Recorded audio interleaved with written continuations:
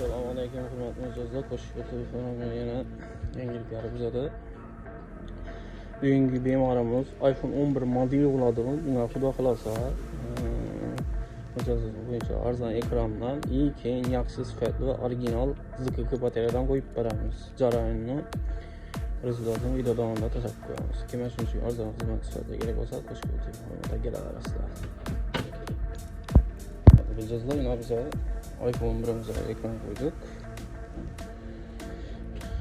Kelaverasizlar. Original bataryadan koyduk. Kim uchun xizmatga kerak bo'lsa, qo'shib telefonimga kelaverasizlar. Hamma ishlab turibdi. Ekrandan olib kelaverasizlar. Yoqqan olsalar, ideal.